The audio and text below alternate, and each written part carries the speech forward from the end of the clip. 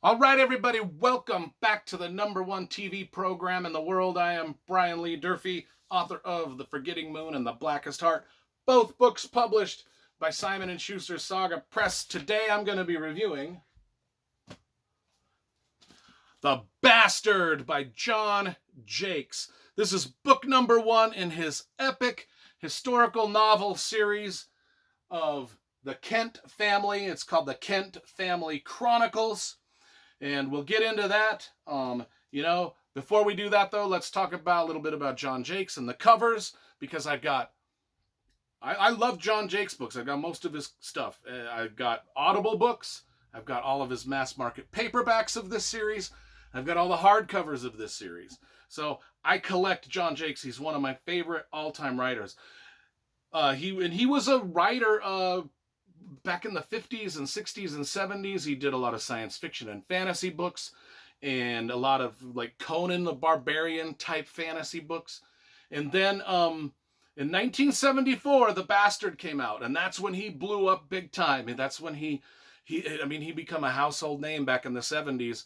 And these books were super popular.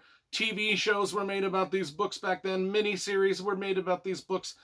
It was just a huge series back in the 70s and early 80s. The Kent Family Chronicles, 8 books chronicling the Kent family from the time they left France and England in the early 1700s, and it follows their family all the way up to the almost 1900s. So it's generational historical fiction at its finest. And before we get to this book specifically, let's just talk about the covers first, because you know I love graphic design and cover illustration.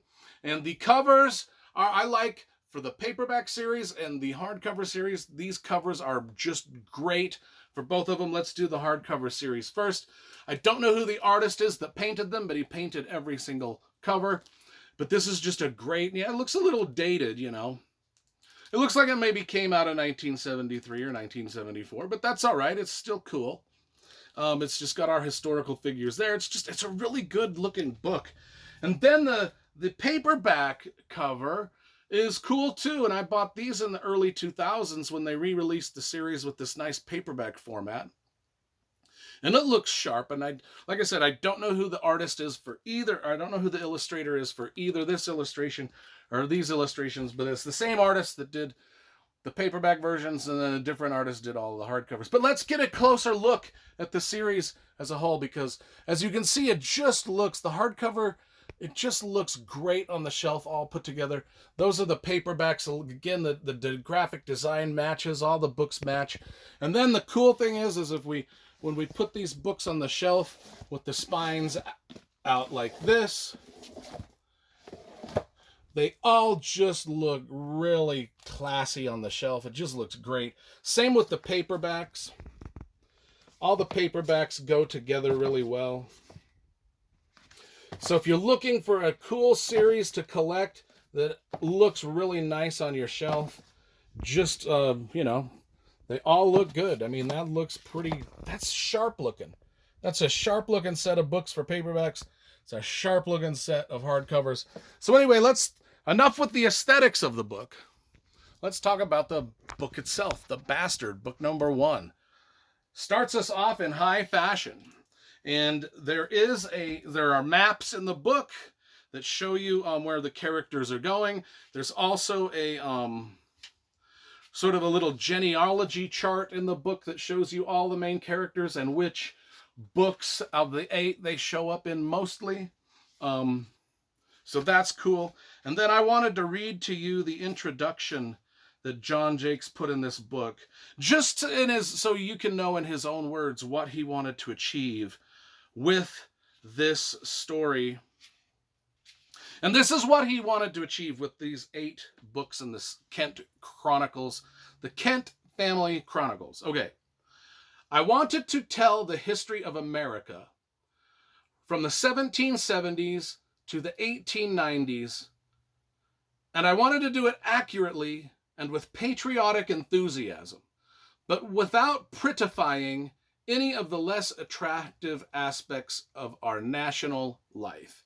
And that's what he does. These books are a pretty realistic and gritty look at the colonialization of America, the people that came from Europe and did this, and then it takes us through the Revolutionary War, the Civil War, all the way up to 1890, as he says, and we get to follow this one family, the Kents, through all the adventures and all the historical things that happen, and along the way we get to meet historical figures. It's just absolute dynamite.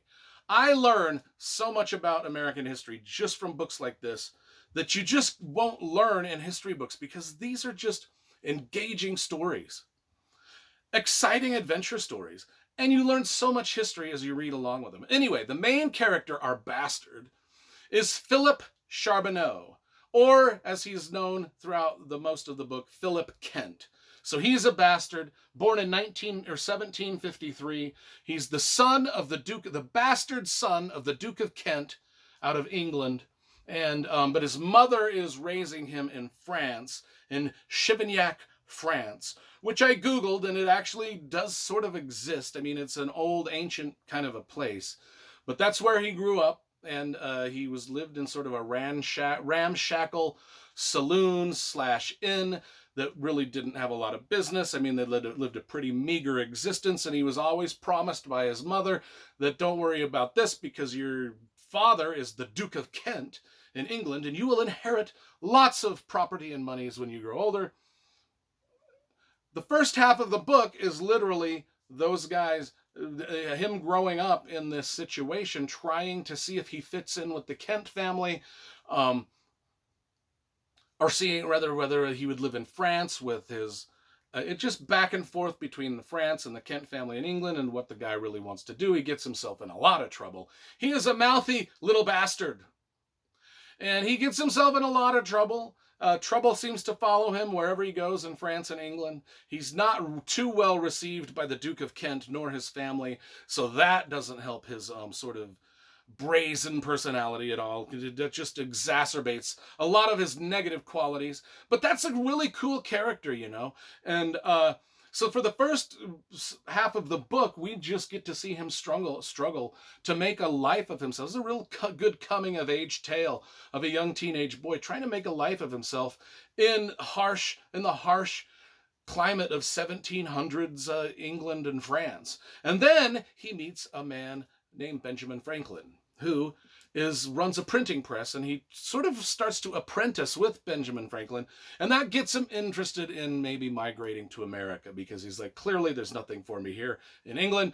And so that's about as spoilery as I'm going to get, is just how and why did he go to America. It's because Benjamin Franklin inspired him to. So halfway through the book, he makes that trip across the ocean, and then we get to see him in Boston as he meets and he falls in love with the love of his life, Anna Ware, and he meets a lot of historical figures like Paul Revere, John Adams. In fact, I was reading this book at the same time I was also rereading, because I've read The Bastard about 5 times in my life, and I was rereading this for the 5th time as I was rereading David McCullough's John Adams biography for the 2nd time, and also watching the John Adams miniseries on HBO.